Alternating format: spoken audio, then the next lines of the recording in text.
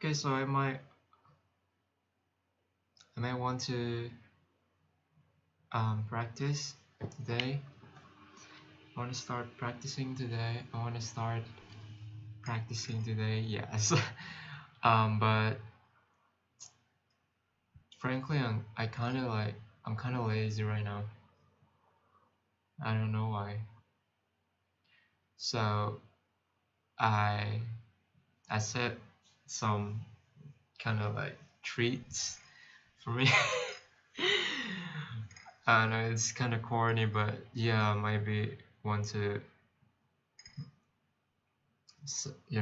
set some um goal in a form of treat. Like it can be anything. I don't know, maybe some good food or some entertainment, but I don't know what's that gonna be.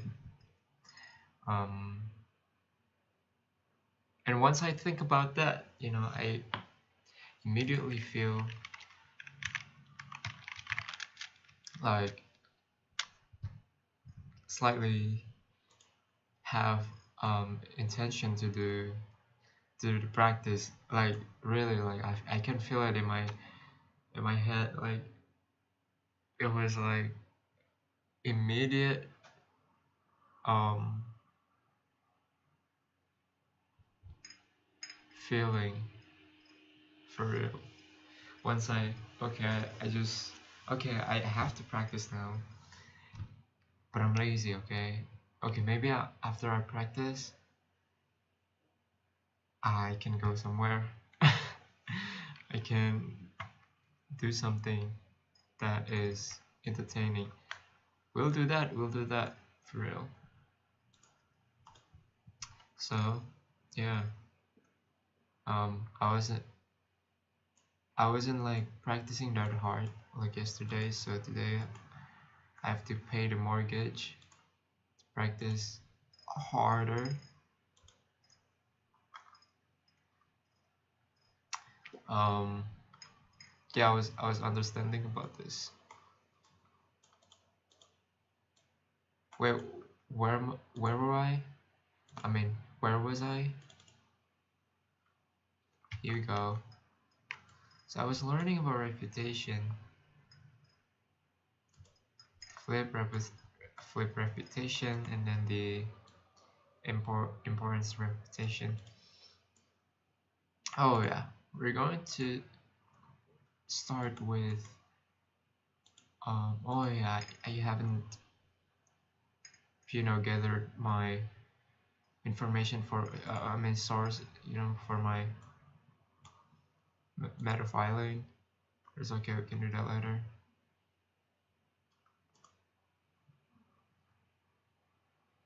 We can do that after this. What is this shit?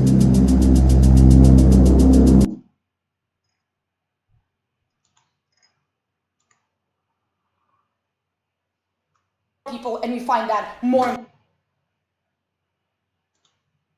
All right. So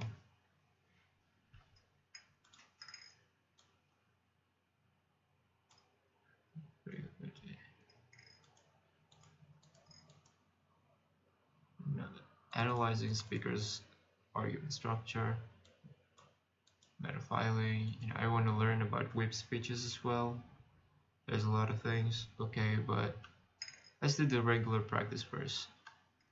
Let's see. Um,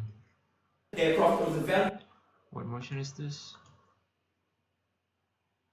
Okay, okay. Let's choose another motion. This one is great. I like the second speaker argument and really like it. I think I haven't um do the third um yeah, the third step. No, not this one. The third step. The exercise. Where is it?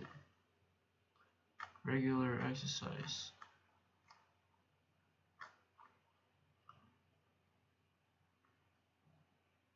I think this one. Yeah. You prep the PM. I already done that. Not really. Puts the PM in the video rather than the miss part. Reflect upon missing. Okay, so prep and give the PM speech again using the material from the video. Okay, because I wasn't really prepared for the PM speech. Like I was like jotting down everything that comes to my mind. So once I already know like what is the important aspect of, especially for this particular motion. So I think I'm going to start from the PM speech.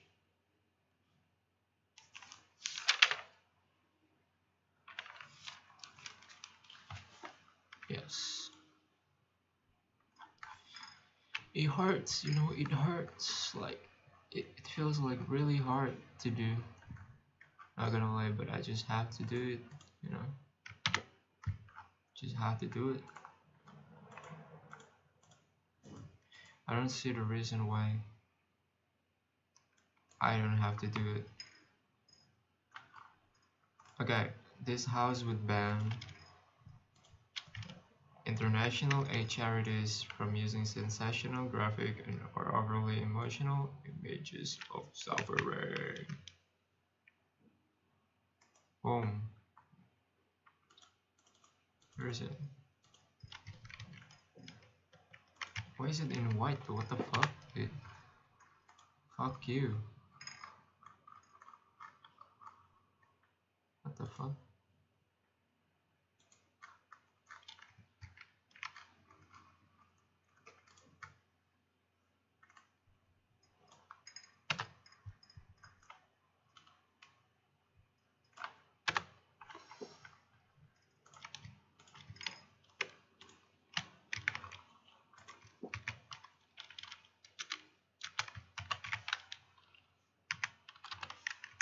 Okay.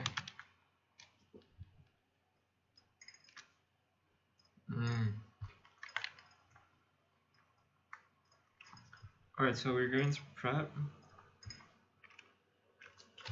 in 3.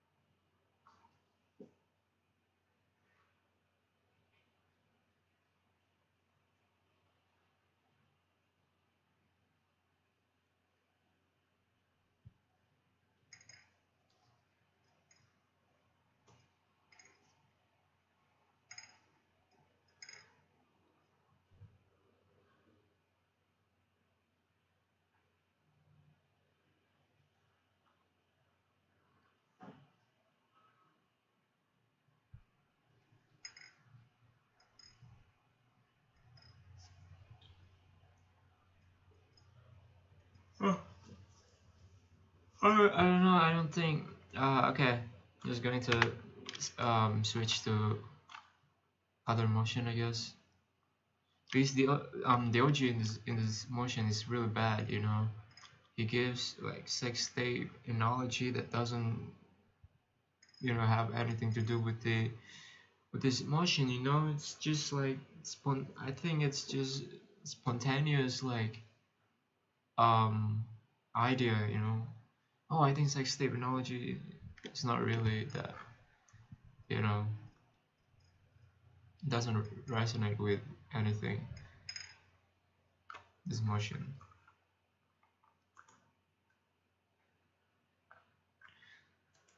So yeah,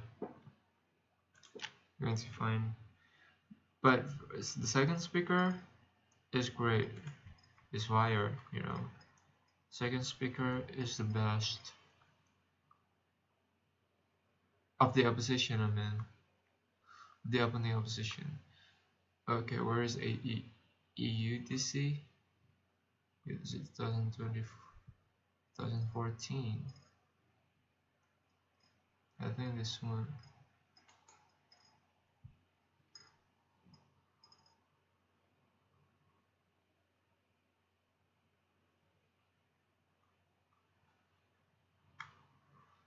go with this.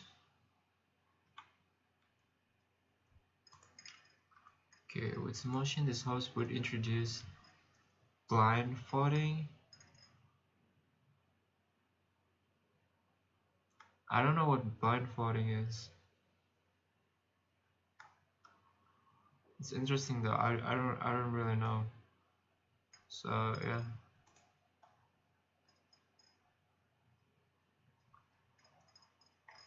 Oh yeah, I found really good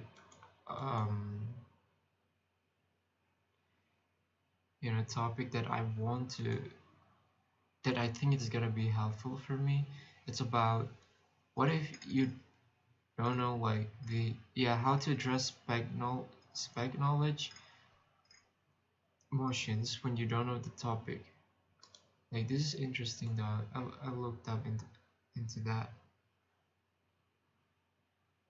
Um, I don't know what extension is. Rebuttal.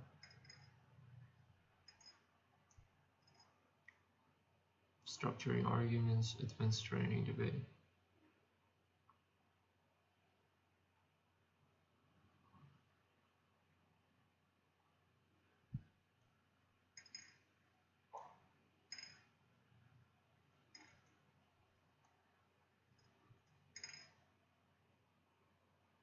Okay, thank you so much for that. So what is this? Guide to Bristol.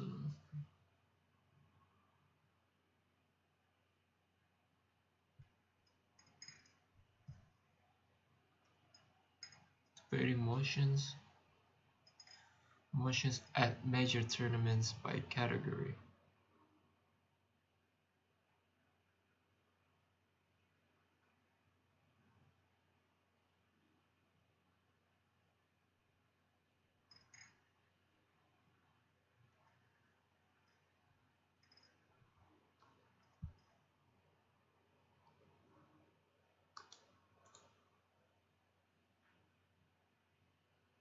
Reading materials. Speech fulfillment. Well, this is great. Alright, house and office debate resource, motions, speeches, terminology, case prep. It's all interesting, all of it.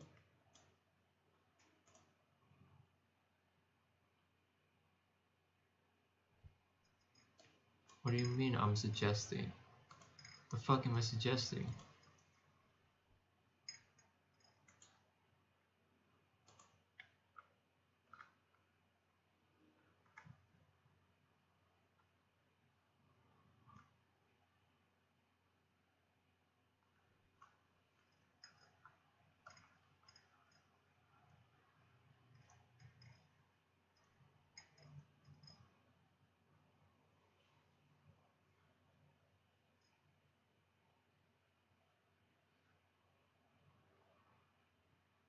Holy shit. Engagement.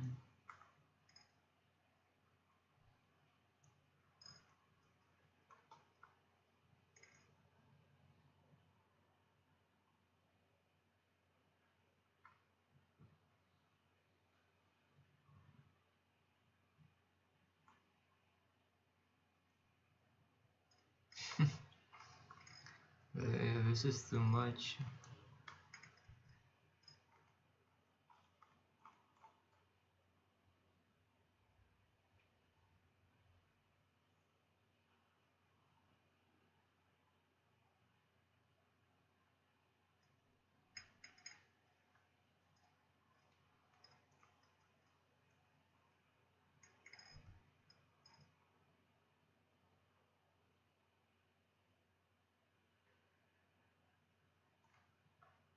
Shit is crazy. Okay, but that's too much though. There's no way I can read that. I can watch all of that. I don't think so.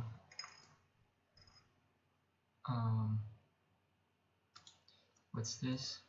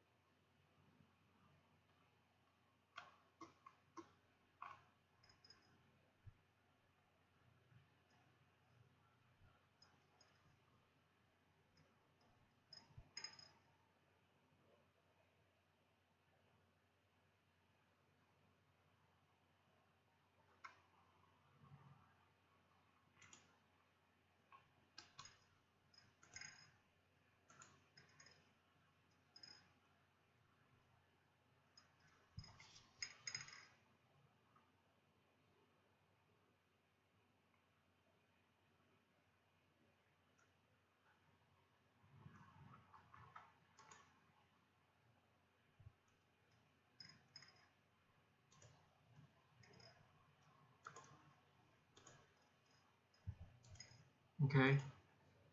Alright.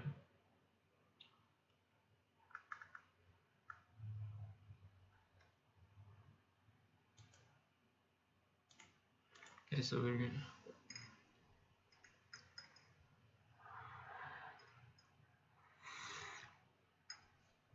going to start our practice. Receiving voters. Blindfolding. Okay. I don't know shit about it. Like, what the fuck is blindfolding? There's no info slide either.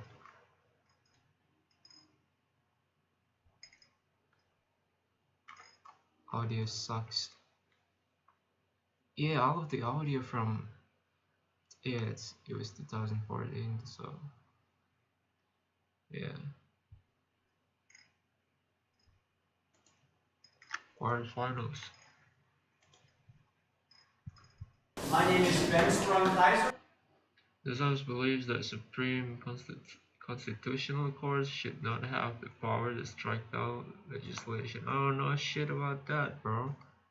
Holy fuck, man.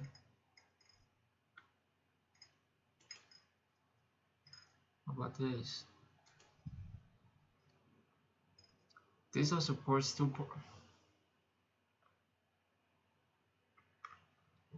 I don't know shit about politics and law, especially.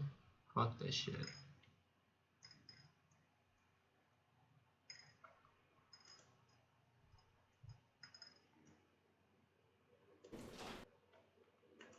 This house again? Okay, I'm interested in this actually. So let's see first. What is blindfolding? Right. Oh, the Okay, audio. ladies and gentlemen, we think there's a problem in current political systems in that we think personality politics is massively more important than the actual policies. We think people get caught up in this kind of drama of politics and don't actually understand real issues. We think there's huge social pressures to vote in a certain way in certain areas. We think there's a lack of accountability. We think all these problems can be solved at the point at which we introduce a blind voting system. First, I'm going to explain to you the exact method we're going to use, and then I'm going to go into two major points. But first, how we create a better democracy for the voter, and then about how we create improvement within political parties to be more effective at governing, etc. So first, our mech. So our mech is going to go something like this. So as we said, it's blind voting. We're going to have to presume this is set in some kind of constituent parliament because that just makes sense to us. But I mean, so what we think the plan would be something like is, when you go to vote, you get a booklet, and on each page it will have, say, 8 or 9 major issues such as healthcare, such as immigration, the EU, foreign policy, and below that there will be however many parties, and each one of them will have written down what their policies are in a reasonably concise fashion, but obviously that will not be marked as to which party that is. At which point you say, you know what, I like the policy A about healthcare, I will tick that, that is my vote. At the end of that, after someone's looked at your ballot, they will then say, so this person ticked A most of the time, that means that like 56% of the time they prefer the Social Democratic Party, that person's vote therefore goes forward. What the fuck is this shit, man? First, I don't really know about the motion, and second, the audio sucks, and this speaker is so fast. So to be honest right now, I don't know what the fuck am I going to do now. To be honest, I just realized that okay, I'm just here in this debate world, like just like yesterday. Okay, I was like really confident, but now I feel like I was really confident that made me think that okay, I think I'm gonna win that. I'm gonna win the competition, or at least I'm going to perform like good. But I don't think so. I don't think so. But it doesn't mean that my confidence right now is, decreasing. No, not. It's not really the case. Um, Especially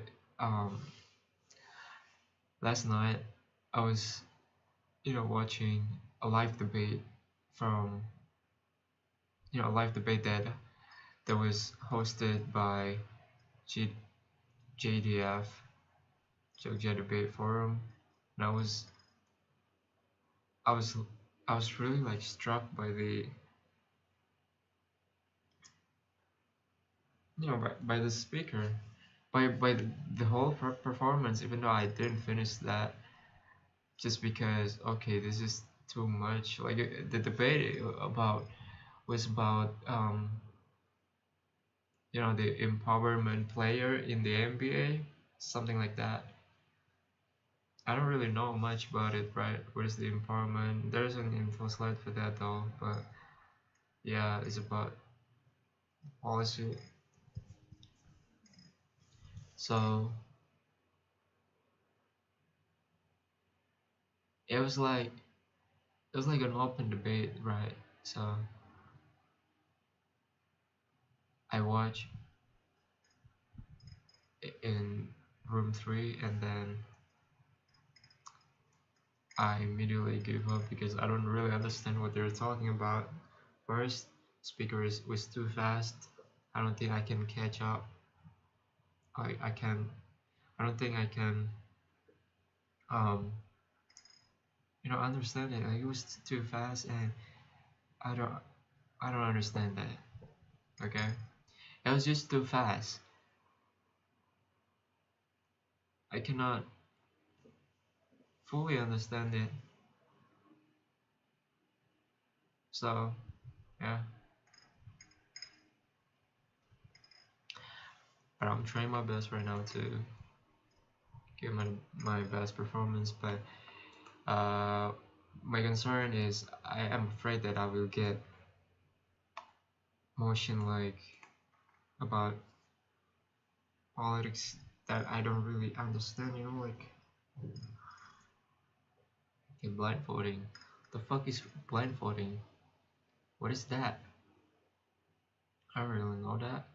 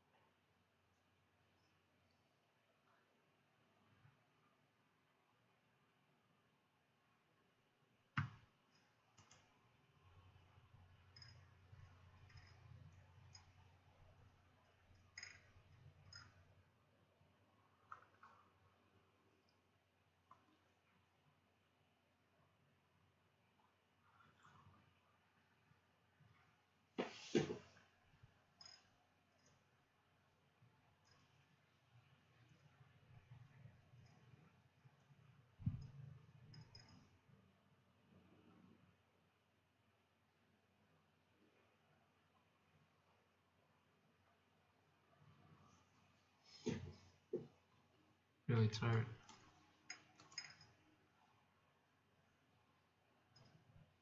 Okay, because I don't think I'm capable. No, that's not what I'm saying. But practice later, okay? We're going to watch this first. A long, lengthy experience as being an ignorant Arguments don't care about your facts. individual myself.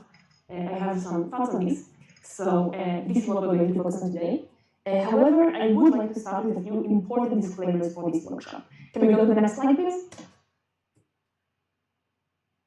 So the first and most important one, facts are important. To be clear, the goal of this workshop is to serve as a last resort. It is there for you in the case that you have done your case file and you still ran across a motion that you are not certain how to approach because there was something that you did not predict, something that you didn't case file in advance, or you just didn't have the time in some extreme scenarios. The point is not to give you an excuse not to educate yourself at all. This is both for a practical reason. It is always better to know stuff, in order to get higher stakes, because I'm going to teach you tools which are going to get you through the basics and help you get usually a solid second or sometimes a first with low stakes, but it always improves your argumentation if you are able to give more specific context and nuance. It usually won't be as helpful in the very high top rooms where people usually do know the facts and you don't. And also, it will just make you stress out. And we're going to talk about this soon, but one of the biggest problems people have with technology debates is getting stressed, and this harms their speeches most. So if you just have knowledge about stuff, it gives you the confidence to speak about them better. So I do highly advise, for practical reasons, to still do your case file. And also for principle reasons, I think it's just a bit disingenuous to talk about things that we are very ignorant about in the passionate way that debaters do. It also tends to systematically be more so true for things that are relevant to developing countries and minorities. Like, nearly everyone knows about the American politics, but most people don't know about most political systems in Africa or Asia. So, for all those reasons, please do study. However, in the case that you didn't study and this is your last result, it is not yet all hope being lost. Second disclaimer, I didn't invent anything. This workshop is a collection of many lessons that I've learned from many people. There are too many of them to mention in the credits. Some of them aren't even debaters. Some of them I won't give specific credits to individuals. And thirdly, spec knowledge motions are varied. There are different realms which can require spec knowledge. My most difficult theme historically has always been IR, international relations, but I've known many people that have gaps in their knowledge on many other topics. Some people feel like they lack knowledge on gender issues. Some people feel like they lack knowledge on economy. Some people feel like they lack knowledge on technology. I'll try to provide examples from different things throughout the workshop. It is probably possible that I will give more examples of IR than others because this is what I'm more used to having struggles with personally. But if you have any specific questions and any motion you struggle with later on in the Q&A session or whatever, I'm happy to help you work around this motion as well. Do bear in mind, spec knowledge is not limited to any specific thing, and the tools that we're going to learn are applicable to both basically anything. And lastly, I'm going to use some examples during the workshop. I always do. I think it is important to use examples in order to understand the skills better by using them on specific motions. I like it is not meant to say I either criticize nor endorse any of the motions that I give as examples. I chose them because I think they are good examples for giving today, just give you a quick roadmap. Firstly, I'm going to talk about the psychological aspects of technology motions and how not to stress out over them. This will be a brief but important one. The second thing will be the main skill we'll discuss today, which is first principles, how to find them, how to use them, and how they help us analyze any motion without knowing what it's about. The third thing would be analogies, which I think most people already do use, but often use them incorrectly. And we'll discuss how to use analogies and how not to use analogies to make them persuasive in debates that we're not sure what they are actually about. And lastly, we'll have a brief chat about OG, specifically PMing and giving definitions and models, how not to fuck up a room from this position, given how easy it is to mess up a model. Let's go to the first topic. Psychology. I'm interested in the third and the last material. How to not fuck up a room from OG. What do you mean by that? As an OG or as an... In debates we're not sure what they are actually about. And lastly, we'll have a brief chat about OG, specifically PMing and giving definitions and models, how not to fuck up a room from this position, given how easy it is to mess up a model. Okay, that's me. That's me. This position, given how easy it is to mess up a model. Let's go to the first topic. Immoral? Immortal? Is to mess up a model. Let's go to the first topic. Okay. Psychology. So this is going to be one slide and it's going to be short because I don't want to teach you psychology, and I did say that I will teach you how to analyze debates about psychology, but I want to make it very clear that the stress hurts your speeches more than your ignorance does. So while it's good to work on both, and we will discuss also how to analyze better, if it is a trade-off If you can only Okay, I think I'm just gonna read this. This is interesting though. Stress hurts your speeches more than ignorance. You always know something about the motion. I don't think so. I don't think I always know something. I don't know. Most of the time, it's not like this. It's likely the rest of the room is also clueless. Yeah, probably. The CS said this motion thinking it will work in the bin room. I don't know what that is. What is bin room? In any case, engagement alone will take you far and requires no knowledge. Engagement alone. In 3/4, is that correct I'm saying? In 3/4 positions, you have someone to copy from. only work on one, work on your Yeah, but what if I'm the PM? I don't know. psychological approach to technology debates. Those who actually know, not know those. Some important factors to remember, both to understand why this statement that I just said is true, but also to remind yourself and help you relax thinking of those in your mind. These are things that usually help me thinking about when I start a motion that I had no idea what it's about. Firstly, you always know something about the motion. We'll give some examples later, but there's no such thing as knowing nothing. Even if you don't know a specific policy of any state that is discussed in the motion, probably the state is something you've heard about in the past. Probably you can geographically roughly allocate it, at least continentally, like this state is in Asia, this state is in Europe. Probably you know a bit about the global perception of the state as a global citizen yourself. So there's always something that you know. Try to focus on the things that you do know rather than the ones that you don't. Secondly, especially if you're not in the chat room right now, it is extremely likely the rest of the room is also clueless. True. Because I think I'm going to really have to work out on the knowledge for sure. Because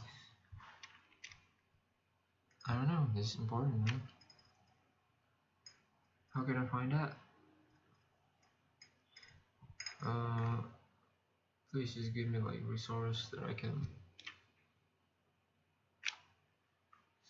like read.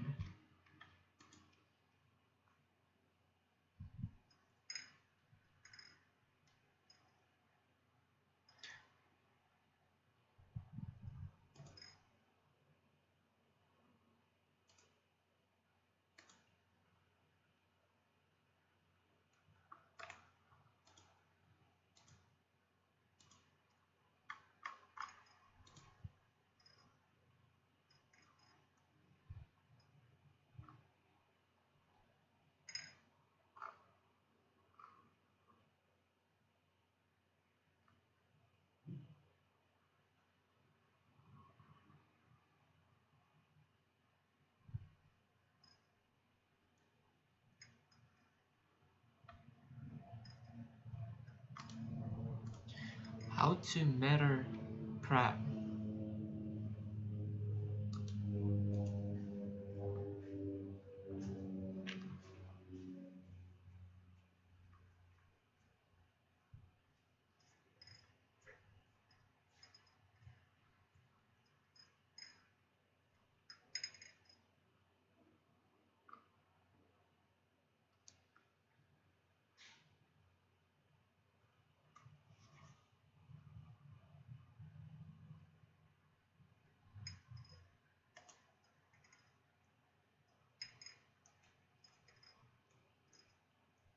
Beyond actual events, you probably want to familiar yourself with common topic areas and mix or against stock arguments. Think finance, philosophy, religion, sports, tech, science, narratives.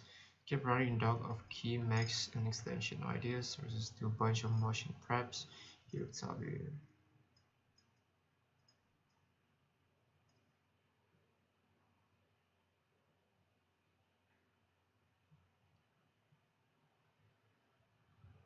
What's this? What the fuck does that mean?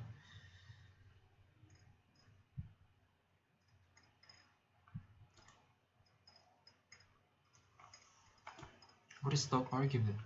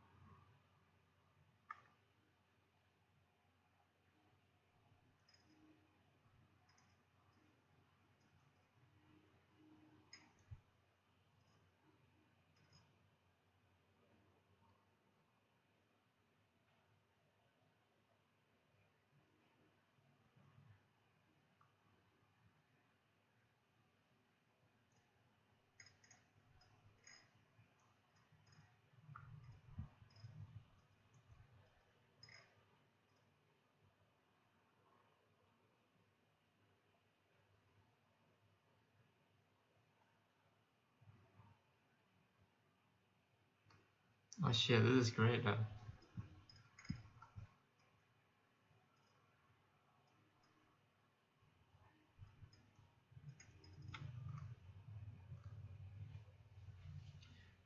How many pages is this? 50?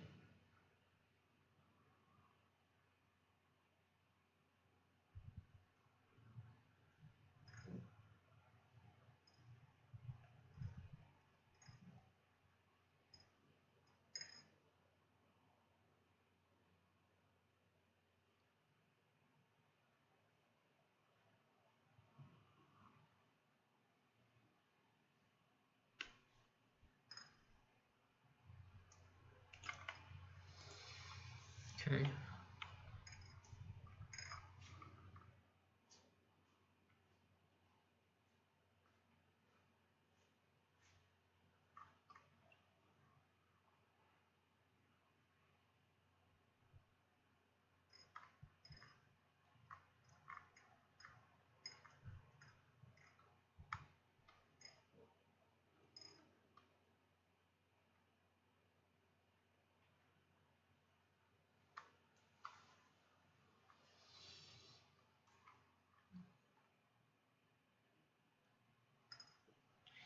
This is a good reference.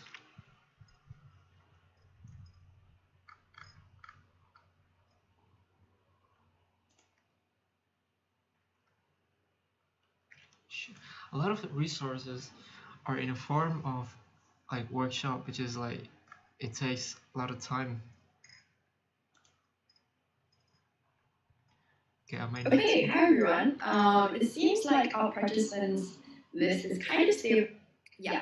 In terms of what we're going to cover today, we're going to do why does matter prepping matter? What information is important to matter prepping? How do we matter on a regular basis? How to case file for a major tournament? What happens when matter prepping fails and you still don't know what the motion is about? Kind of thinking about ways that we can address that, and also some Q&A. The Q&A is like thinking about why do you want to matter prep? And so I actually do want to make this a bit more audience oriented and want to ask people about your own reasons for why you might want to matter prep or why you might want to join the session. So if you want, you can like don't take 5 minutes or so, kind of think about what you want to get out of matter prepping. What's your motivation for doing that? We all have different reasons for why we might want to matter prep, but like, can you think of some scenarios where matter prepping might be useful in debating, or like be a bit specific in terms of what skills you might want to learn from matter prepping? I guess in terms of having a larger pool of stock arguments to refer back to. And I guess secondly, there are many motions where you're best non-intuitive in the sense in terms of either philosophy motions or certain highly context-specific motions to have some form of. I don't care So about what that. information are we kind of talking about when we're trying to look at matter prepping? Again, this is not exhaustive, but I was just trying to kind of come up with different angles that information and content can be used in order to make your arguments better. Because again, it goes back to knowing what you're looking for before you start reading. I don't really want you guys to kind of go away from this with like just a long list of like news outlets and podcasts and like different ways to get that content. But then you're just sitting at home furiously reading, trying to absorb without really having like targeted form of figuring out what you need to know for debating. And I think that actually having that targeted objectives, or like having that deliberation when you're going about reading, makes it much easier for you to absorb the information and know what kind of information to look out for. A lot of meta prepping is about efficiency, and I'm totally going off topic here, but I think a lot of meta prepping is about efficiency because we don't all have time to spend ages and ages reading up, especially when like debate can be about anything under the sun and you don't really know what's going to be the most relevant. And I think that, a big skill of meta prepping is also knowing when you read an article and when to decide, okay, I've got enough from this article, I kind of know what the article is trying to say, or I've got like reached like the utility peak of where I think like this article is going to be useful to me, and like this is now where I kind of back out the article, or maybe I save the article for later, I print it out. But either way, knowing when to disengage and move on to something that's more productive use of your time is also a really good skill when it comes to meta prepping. And how you get there is by knowing what information you need and what information is going to be useful for you from a meta prepping session. So some examples are how systems work, things like political systems, healthcare systems, media, narrative, lots of other systems here at play as well. I think these are a big area where, meta prepping can really help to like broaden your horizons to, for example, political systems in countries that are not like your own, or for example, even just like systems of governance and like what are the incentives in an authoritarian, okay, I'm gonna close messages, what are the incentives in like an authoritarian or democratic regime, what are the incentives in a developing like country, what is business like just reading up on like how things work in real life give you a lot of color that kind of inform your cases and inform the way that you frame your cases, informs the way that you form arguments. For example, if you want to talk about authoritarian regimes, a lot of people say, a lot of people try to say like, oh, like certain authoritarian figures, they care about their domestic popularity, they care about like appearing authoritative and appearing like they're in charge and in control. It's a very like strong man stance. But we really don't really kind of get the full appreciation for why that's so until you kind of really read up on like different kinds of authoritarian leaders. There are some authoritarian leaders that maybe have that strong man stance, and there are other authoritarian leaders that maybe have more of like a paternalistic stance, like they, or like some a lot of like military dictatorships, for example. They don't have that, like they don't really rely on the strong man stances often in some cases, despite what you think that when they're from the military, a lot of them rely on just being steady, stable forms of governance. They're able to just be like guardians and be able to be caretaker governments, and that's the kind of narrative of discourse that kind of goes around these regimes as well. So I find that it's really useful to read up about regimes and political systems. I think the same could be said for like healthcare systems, kind of knowing how like the UK's NHS works versus like US like private healthcare, stuff like that. So how systems work is a big part of the kind of information that you're looking out for in order to understand what the different models are.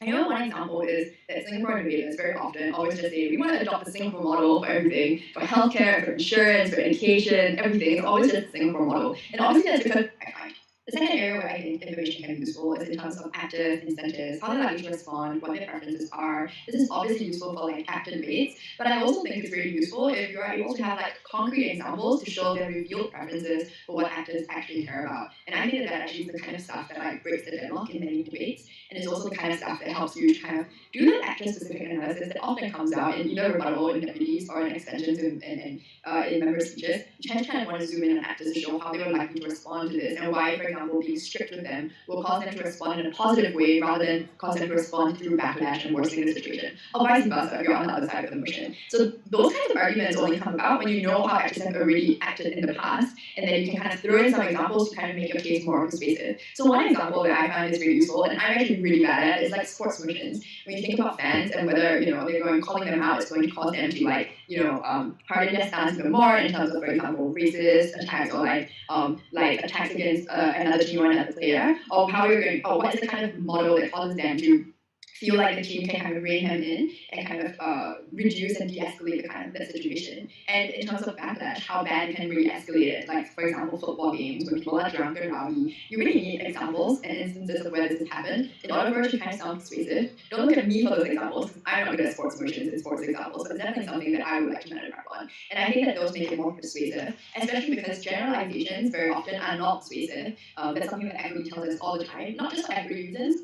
Here's a table of the different kinds of topics. So the three sorts of like broad categories of topics I have on the left of the screen, and we've got some objectives that we want to get from meta prepping as well. I've kind of covered some of this, like hard content, you need content to survive. Without content, it's like very difficult to feel content and be and come up with a good case. But it also is very broad. Like IR is like this whole freaking world, man. How are you going to do that? And that's where I think you need to have a meta prepping approach that prioritizes breadth over depth, where you have depth at key strategic points that can be useful in lots and lots of debates, but you also need need to make sure that you cover very, very broad range of topics so that you're not caught off guard. It's one of those kind of interesting areas where you might put a lot of effort into studying one topic, and then it doesn't come out the way that you want it to come out, the way that you're prepared for.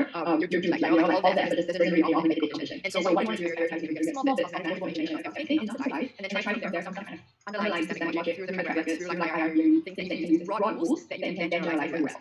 Second topic of principles and logic of content, philosophy, economics, one of the fields with specific principles and logic. So this is where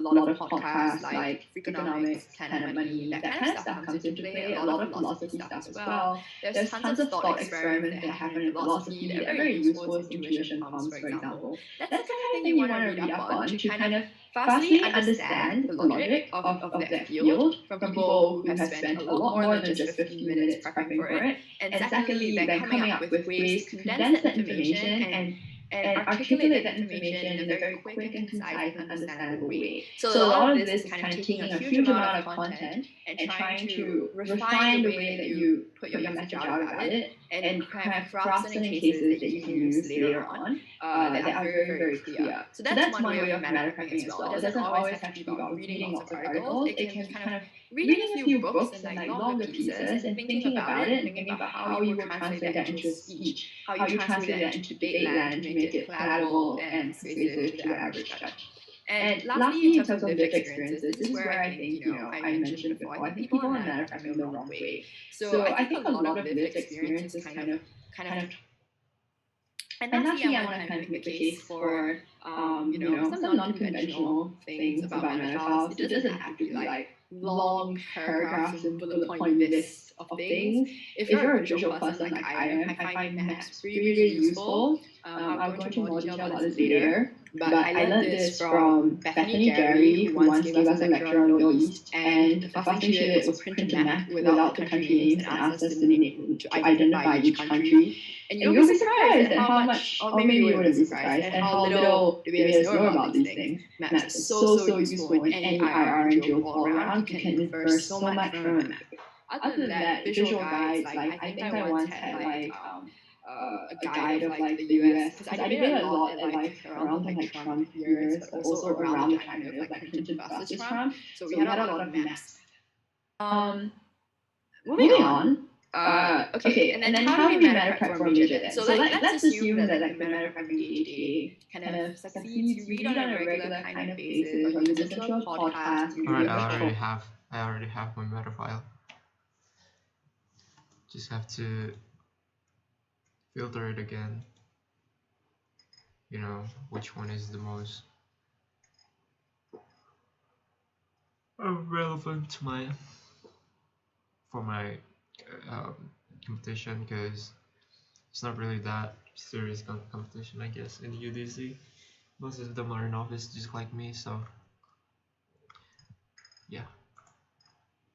This is great. This is already great though. Okay. I didn't learn anything about it.